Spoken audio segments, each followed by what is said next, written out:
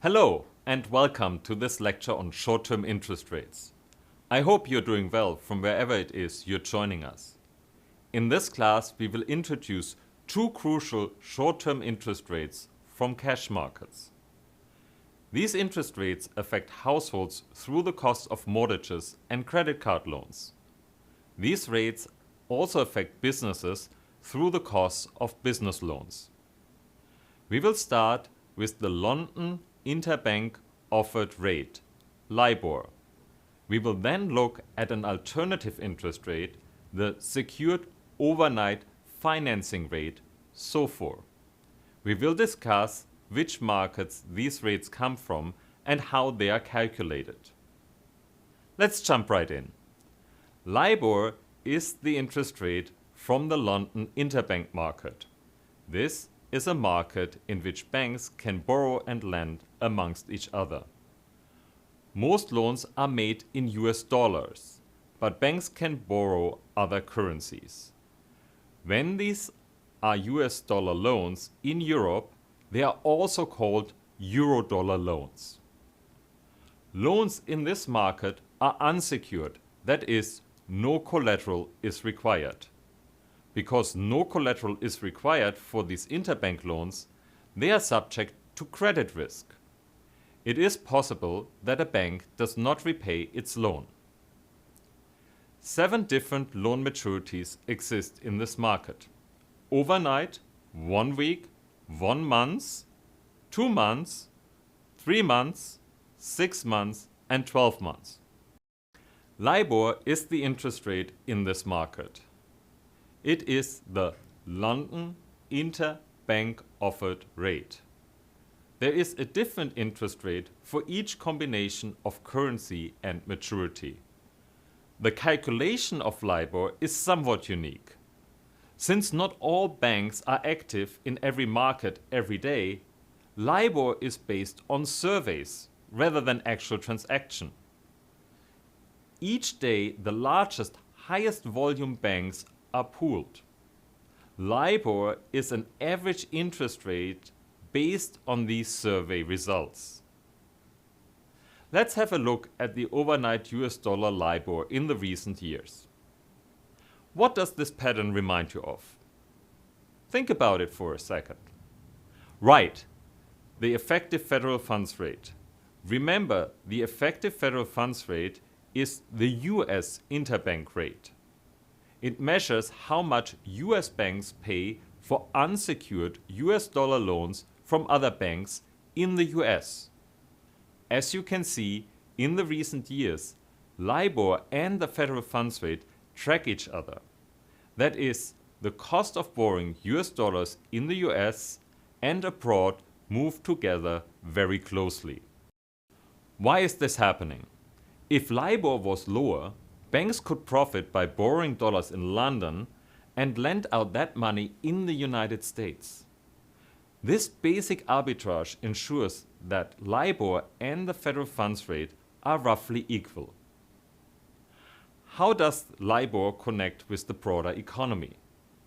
Well, since the LIBOR measures the cost of funding for banks, it has become the reference rate for many other loans.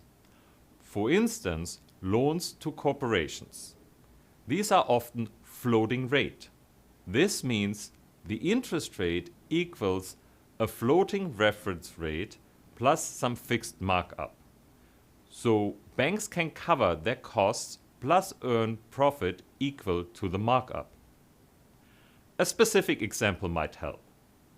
The 2019 regulatory filing of Walmart states that the committed lines of credit maturing at various times between May 2020 and May 2024 carry interest rates generally ranging between LIBOR plus 10 basis points and LIBOR plus 75 basis points. In total, by the year 2020, LIBOR underpinned over $250 trillion in loans worldwide. Now, let's take a closer look at the period from 2000 until 2020. Look hard and you can see that on several occasions the LIBOR spiked and did not follow the federal funds rate. Two factors explain this. First, this is unsecured lending. The health of banks can matter. If the health of banks in the London market was in doubt, then this could drive a wedge between the interbank rates. The second factor has been far more controversial. After the 2008 financial crisis, reports alleged manipulation of LIBOR. Remember, LIBOR is based on interest rate surveys for the largest banks. These surveys require honesty. Evidence emerged that these surveys were in fact manipulated. In total, regulators fined banks more than $9 billion for manipulating the LIBOR. To prevent further manipulation, regulators also required that LIBOR is dropped as a reference rate on loans. Starting in 2022, a new interest rate would be mandated. This rate is called the Secured Overnight Financing Rate. It is published daily by the Federal Reserve Bank of New York. The SOFR rate is the interest rate on overnight repurchase agreements with Treasury collateral. SOFR is based on transactions rather than surveys. SOFR is a secured rate, so it is viewed as risk-free. In contrast, LIBOR is an unsecured rate, so it incorporates some credit risk. As of 2020, SOFR is based on a market worth about 1 trillion of daily transactions. LIBOR is based on less than half of this volume. What have we learned in this lesson? First, LIBOR and SOFR are the short-term interest rates. They represent the funding cost of banks for unsecured and collateralized loans respectively. Second, LIBOR is subject to credit risk and was manipulated in the past. Third, regulators mandated that SOFR, which is a risk-free interest rate, replaces the LIBOR as the reference rate.